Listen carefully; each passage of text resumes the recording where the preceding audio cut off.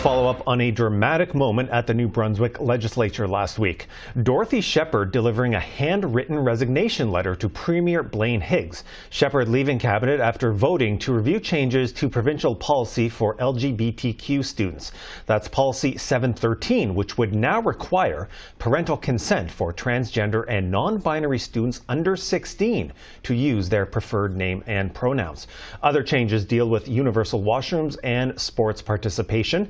And with me now is Dorothy Shephard, who is no longer Social Development Minister, but does remain the MLA for St. John Lancaster and is in St. John today. Ms. Shephard, good to see you. Thanks for your time. Thank you. Pleasure to be here. So let's go back to Thursday. You took your nameplate off your desk and you delivered that two-line letter to the Premier on the floor of the legislature. Have you spoken to Blaine Higgs since? No, he hasn't reached out, and nor have I. And so just go back to Thursday then. What was his message to you when you told him that you were leaving cabinet? I handed him the letter and said, Premier, I'm resigning from cabinet. And he responded back, well, it's good to get it in early. Okay, and since then, Premier Higgs, he has taken some questions from reporters, and he said that tough conversations or losing out on an issue to a majority of caucus members shouldn't lead to someone resigning, that it's unfortunate, in his words, to see you walk away from your job in cabinet. What's your response to that? Well, that's how he would frame it. I don't agree that we had consensus. And of course, caucus and cabinet conversations are confidential, so I'll leave it at that.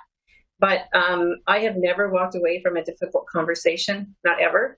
And I think as minister in his government, I've served in some portfolios, as Minister of Health during COVID, and Minister of Social Development the first time when we had difficult negotiations with our nursing home workers, and I've never run away from a difficult conversation, nor have I run away from a difficult conversation with him.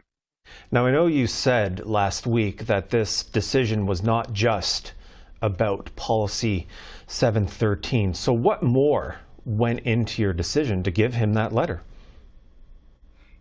Well, it's been a difficult few months and in fact, a difficult, year and a half. And since sharing the letter from October 21, I think people understand that I've tried very hard to make this a very workable relationship.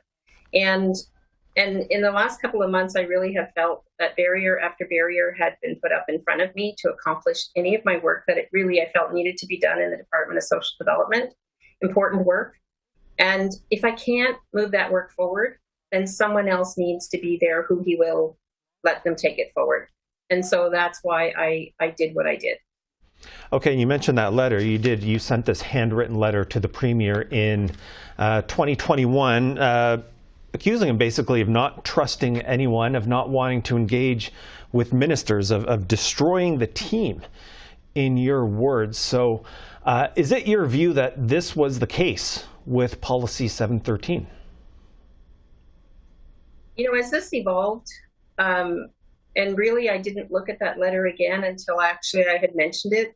I didn't really intend on mentioning it, but when I was asked about why are you so specific about October 21, I realized that letter has been very much on my mind at many intervals since then. And as I reread the letter, I just seemed to see how so many parts of it and components of it were surfacing now. It's it's a powerful realization of understanding, evolution of events. Okay, now since bringing forward these policy 713 changes on LGBTQ students, the Premier has hinted, as you know, that he's willing to call an election on this or to put his support before the party for a vote on his leadership. Do you think he would win? I don't know. There have been many issues where I felt the Premier has managed it in very antagonistic ways, and times when I thought, surely to goodness there's going to be a repercussion, and there never has been. So I can only tell you that I sincerely do not know what consequences are out there for the premier, if any. And I would even hope that the leadership style would change to be more of a team, to be more of an understanding that ministers and caucus have a very sincere role to play in the management of government. I've always been reminded that my power lied in caucus and at the cabinet table and in the legislature.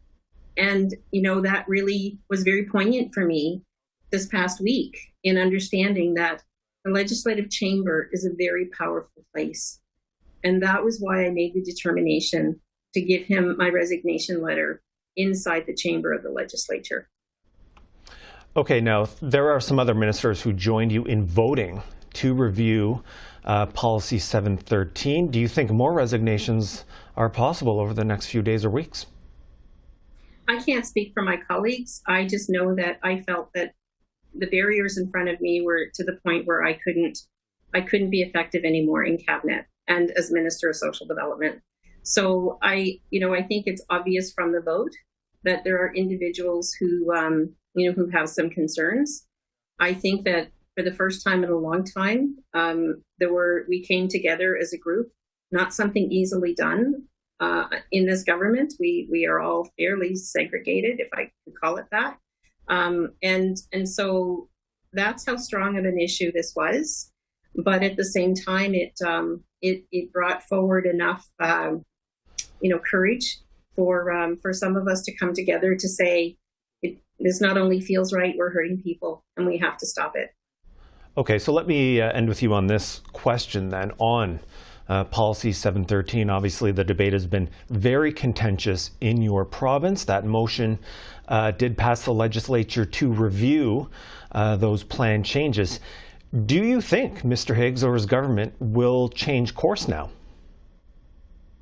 I have no indication that that's going to happen.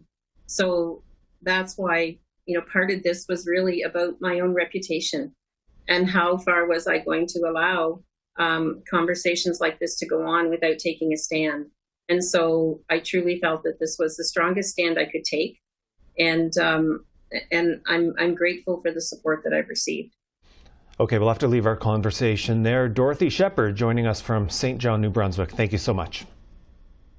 Thank you. Appreciate it.